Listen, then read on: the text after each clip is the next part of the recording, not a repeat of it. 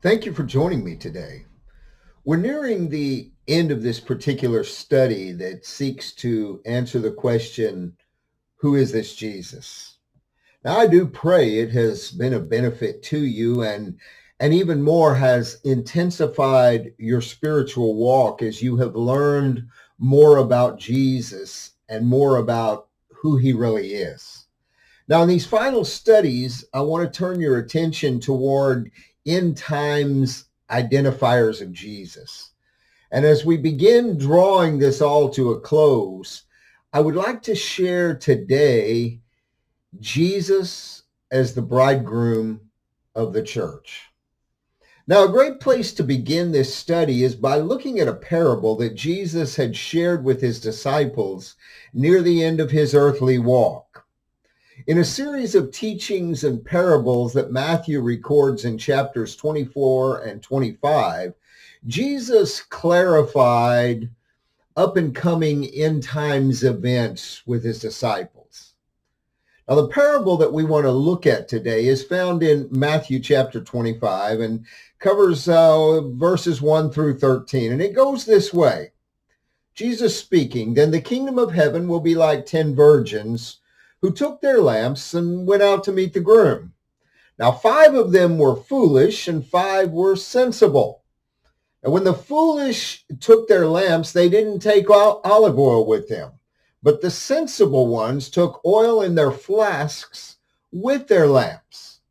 Since the groom was delayed, they all became drowsy and they fell asleep.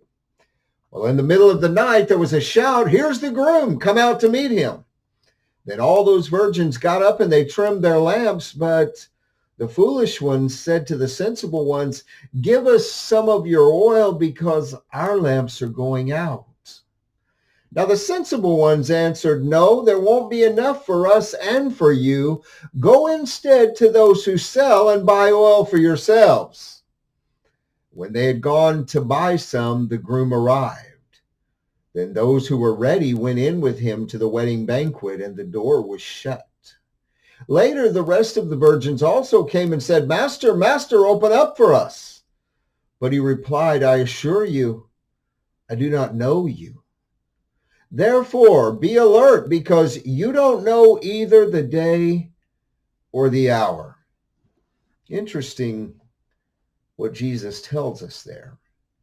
You know, as many of you know quite well, weddings today are often grand, splendid events, some costing thousands and thousands of dollars. The prospective brides will often spend months, some even years, preparing for that one big day. They reserve the church and the banquet hall. They find the perfect dress, order the flowers. Some today are even creating websites to track their preparations. Often the couple will send out a save the date card where they invite their friends and families to anticipate being a part of this big grand ceremony with them. Now, the return of Christ at the rapture of the church will be a grand wedding day, the grand wedding day of the church. Since the church is spoken of as the bride, then Christ is her bridegroom.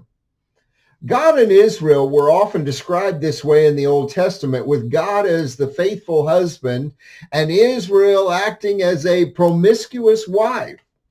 You can see this in Jeremiah chapter 3, verses 1 through 3. We're living in what could be called the engagement period right now. And during this particular period of time, we have a responsibility as the church, and that is to be preparing ourselves for that grand wedding day. Now, we carry this out by fulfilling the righteous acts that God has given us an opportunity to carry out. We can see this better in what Paul shares in Ephesians 2:10, where he tells us, "For we are his creation, created in Jesus Christ." Now look at this, "for good works, which God has prepared ahead of time so that we should walk in them." As for the moment of this grand event, I'll tell you right now, we don't know. But what we do know is that Jesus has charged us to always be ready, to be prepared. Now, in this particular parable, the 5 wise virgins brought enough oil along for their lamps, whereas the 5 foolish ones didn't. They were unprepared. And when the bridegroom arrived, the call went forth to come out and meet him. Well, now the foolish virgins find themselves unprepared.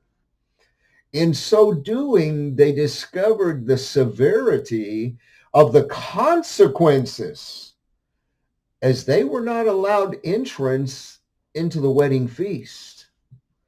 Folks, let me tell you something. Preparation is vital for the believer. When you live as a half-hearted Christian, you could really be no Christian at all. How horrific the consequences will be for these as they realize they were almost ready, but not quite.